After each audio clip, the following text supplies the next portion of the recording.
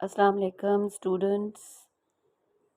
आज मैं आपसे बात करना चाहूँगी कल के आपके फ़र्स्ट ईयर के पेपर के बारे में जो कि इंग्लिश का है। उसमें मैं चंद इम्पॉर्टेंट बातें आप लोगों से शेयर करना चाहूँगी जो आपके बोर्ड के एग्ज़ाम में बहुत ज़्यादा हेल्पफुल साबित होंगी। जिसमें सबसे पहले पेपर अटेम्प्ट करने का तरीका आप लोगों को बहुत अच्छे से पता होना चाहिए। आप जो जो भी क्वेश्चन अपनी पेपर शीट पे अटेम्प्ट करें, the question number should be exactly the same as given in the question paper. मतलब ये है कि जो क्वेश्चन पेपर में क्वेश्चन का नंबर दर्ज होता है वही आपकी आंसर शीट पे आना चाहिए। For example, if you want to do question number 5 first of all which is the letter writing, तो अपनी शीट पर भी आपने क्वेश्चन नंबर 5 ही लिखना है, उसे क्वेश्चन नंबर 1 नहीं बनाना। उसके अलावा आप लोग फोकस करेंगे अपने क्वेश्चन आंसर्स पे, और जो कि क्वेश्चन नंबर 2, 3 एंड 4 होंगे।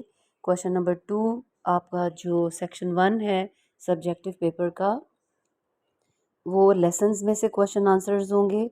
Question number 3 will be from the poem section, और इसी तरह जो क्वेश्चन नंबर 4 है वो प्ले में से आएगा। क्वेश्चन नंबर 2 में आपको you will have to do 7 questions. Choice आपकी वहाँ पर होगी जिसमें से आपने 7 क्वेश्चंस करने होंगे 14 मार्क्स के। उसके बाद फिर क्वेश्चन नंबर 3 जो है वो आप 5 क्वेश्चंस अटेम्प्ट करेंगे 10 मार्क्स के, और इसी तरह question number 4 will be of 6 marks where you will have to attempt 3 questions. ये आपका सेक्शन 1 होगा सब्जेक्टिव पेपर का। उसके बाद फिर सेक्शन 2 आ जाएगा जिसमें question number 5 will be about the letter writing. उसमें लेटर और एप्लीकेशन में चॉइस होगी, तो जो चीज़ आपने अच्छे से तैयार की है आप उसको अटेम्प्ट करिएगा। और उसके बाद क्वेश्चन नंबर 6 है story writing. There will be choice in that question. 2 stories will be given and you have to write down 1 story. Moral की बात है तो जो मॉरल मेंशन किया होता है, moral always comes at the end and you will have to write down the title of the story as well.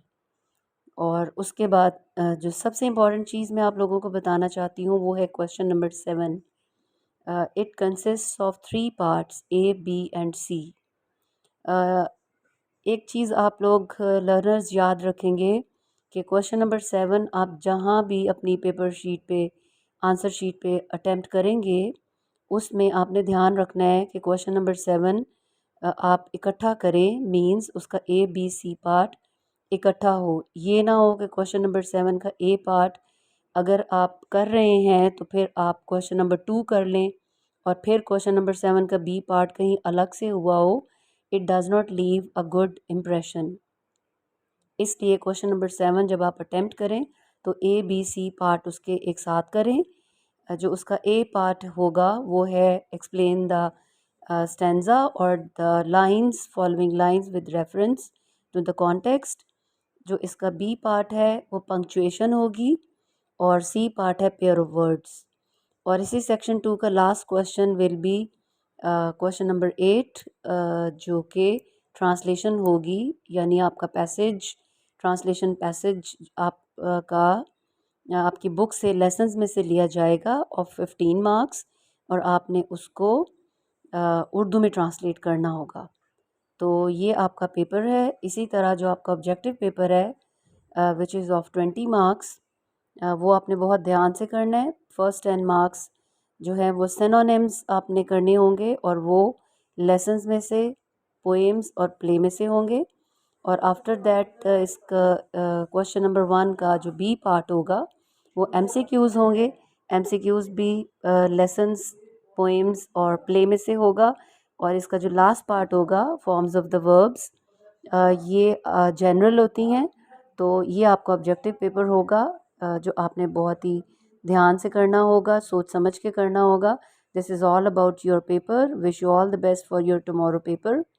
और ये सारी चीज़ें जो मैंने मेंशन की हैं इनको बहुत अच्छे से आपने ध्यान में रखना है.